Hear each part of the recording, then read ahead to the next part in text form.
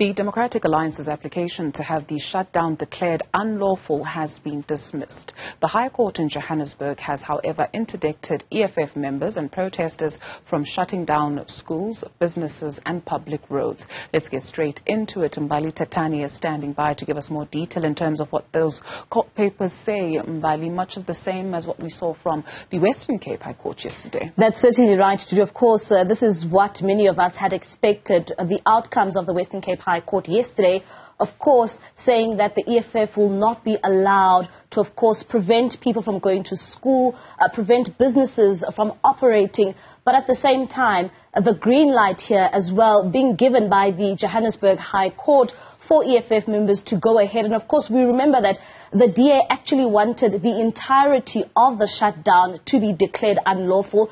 But here at the Johannesburg High Court, that is not the case. They are giving the green light, basically, for the EFF to continue with their protest action on Monday. But some would say that it will have to be a much more peaceful protest. And those were the words that we heard even from Julius yesterday, despite him initially saying that roads should be closed, schools, nobody would be going to school, no businesses would be operating. This now prevents nationally from EFF members to actually do so, but they can continue to go ahead with this national shutdown. Yeah, because the court papers also mention the conditions, if you will, in terms of them being prohibited from calling for, promoting, instigating or organizing the blocking of roads or railway lines and or shutting down of schools, retail stores, businesses, as we mentioned. But we heard from the leader of the Red Berets yesterday, initially saying that come the 20th, it will start at midnight and it will end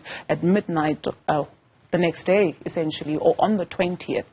And that's certainly right. That's what we are expecting. Of course, he has said that they will completely shut down this country, but it will be quite interesting what shape and form this protest will take place, because, one would say that when you are shutting down, you are preventing people from moving around. And that's what we saw with the July unrest. And you would remember that even the N3 highway was completely cordoned off and blocked off and people couldn't move. And also what we saw even in Johannesburg and in Gauteng, where businesses were also shut and nobody could really operate. So it will be interesting now that we have seen this judgment taking place, what shape and form the EFF's protest will actually look like. But also taking into consideration that it is somewhat of a long weekend. So there are some people who might not be going to school. There might be people who might not even be going to work. But there can be businesses that may be operating on that day.